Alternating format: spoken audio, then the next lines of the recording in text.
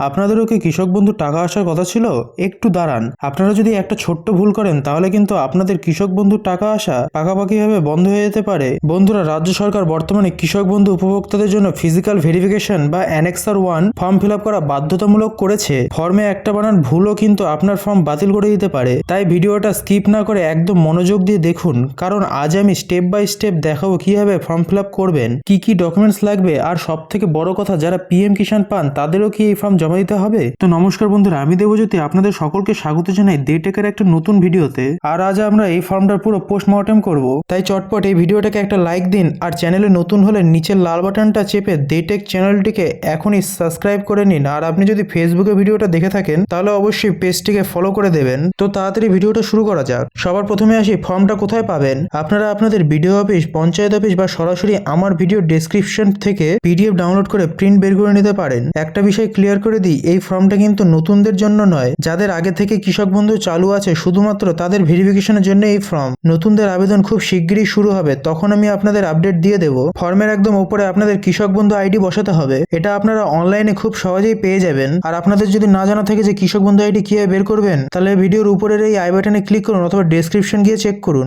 এবং ভিডিওটা দেখে আসুন। এবার সিরিয়াল নাম্বারের ঘরটা ফাঁকা ছেড়ে দেবেন, ওটা অফিসাররা বসাবেন। এবার আসি ফর্ম ফিল আপে। সবকিছু কিন্তু ইংরেজিতে বড় হাতের অক্ষরে অথবা ক্যাপিটাল লেটারে ফিল আপ করবেন। তো সবার প্রথমে রয়েছে পার্সোনাল ডিটেলস। আপনার ব্যাংকের বই অনুযায়ী নামের বানান এখানে একদম সঠিকভাবে লিখবেন। এরপর আপনার বাবা অথবা স্বামীর নাম লিখবেন। খেয়াল রাখবেন ডান দিকের যে অফিসিয়াল ভেরিফিকেশনের বাক্সগুলো আছে সেগুলোকে ভুল করেও কোনো টিক মারবেন না বা কোনো কিছু লিখবেন না। তো তারপর দ্বিতীয় নম্বরে রয়েছে আপনার গ্রাম, পোস্ট অফিস, থানা, জেলা, ব্লক অথবা গ্রাম পঞ্চায়েতের নাম একদম স্পষ্ট অক্ষরে লিখবেন, কোনো বানান ভুল যেন না হয়। তৃতীয় নম্বরে রয়েছে ব্যাংক ডিটেলস, সবচেয়ে গুরুত্বপূর্ণ। এখানে সেই ব্যাংকের ডিটেলস দেবেন যার সাথে আপনার ডিবিটি লিংক করা আছে এবং যাতে আগে টাকা পেতেন। ব্যাংকের নাম, ব্রাঞ্চ, আইএফসি কোড এবং অ্যাকাউন্ট নম্বর খুব সাবধানে মিলিয়ে লিখবেন। 4 নম্বরে রয়েছে আইডি ডিটেলস। আপনার আধার কার্ডের সঙ্গে লিংক থাকা মোবাইল নাম্বার, আধার কার্ড নাম্বার, ভোটার কার্ডের এপিক নাম্বার ঠিকঠাক বসাবেন। ভোটার কার্ড অনুযায়ী অ্যাসেম্বলি নাম্বার, পার্ট নাম্বার এবং সিরিয়াল নাম্বারও সাবধানে লিখে দেবেন।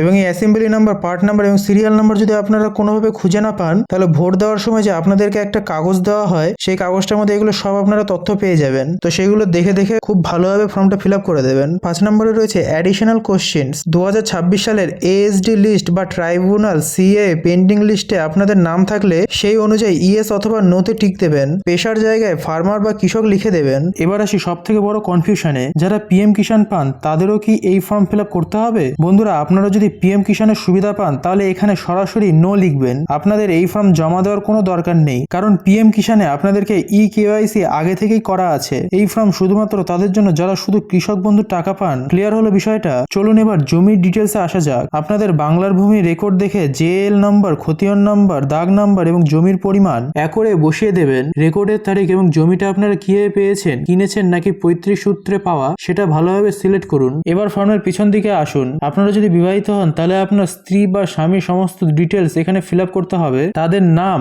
ব্যাংকের ডিটেলস, আধার, ভোটার আইডি সবকিছু এখানে দিতে হবে। তাদেরও ইয়েস নো অপশনগুলো পড়ে টিক দেবেন। নিচে অঙ্গীকার পত্র পড়ে অবশ্যই নিজের সই করবেন। এবার সংশ্লিষ্ট দপ্তরের অফিসাররা আপনাদের নিচের অ্যাকনোলেজমেন্ট স্লিপটা কেটে দেবেন। ওটা খুব যত্ন করে প্রমাণ হিসেবে রেখে দেবেন। এবার শুনে নিন কি কি ডকুমেন্টস লাগবে। আপনার আধার কার্ড, ভোটার কার্ড, ব্যাংকের পাসবই ও জমির রেকর্ডের জেরক্স লাগবে। ফর্মে যদি স্ত্রী বা স্বামীর ডিটেলস দিয়ে থাকেন তাহলে তাদেরও ভোটার ও আধার কার্ডের জেরক্স ফর্মে অ্যাটাচ করবেন। আর হ্যাঁ, সমস্ত জেরক্স কপির নিচে নিজের এবং স্বামী অথবা স্ত্রীর সই অথবা সেলফ অ্যাটেস্টেড অবশ্যই করবেন, না হলে কিন্তু ফর্ম রিজেক্ট হয়ে যাবে। তো বন্ধুরা, এই ফর্ম কোথায় জমা দেবেন? আপনাদের পঞ্চায়েতে এখন ক্যাম্প হচ্ছে, সেখানে গিয়ে ফর্ম জমা করতে পারেন অথবা আপনাদের ব্লকের কিষাণ মান্ডি অফিসেও জমা দিতে পারেন। লাস্ট ডেটটা মনে রাখবেন 30শে জুলাই। এই তারিখের আগে যে কোনো মূল্যে আপনাদের ফর্ম ভেরিফাই করিয়ে নিন। কিছু মানুষের আরো ছোটখাটো কিছু ডাউট ছিল, যদি অন্নপূর্ণা যোজনার টাকা পান তাহলেও আপনারা ফর্ম জমা দিতে পারবেন। আর স্বামী স্ত্রী দুজনেই যদি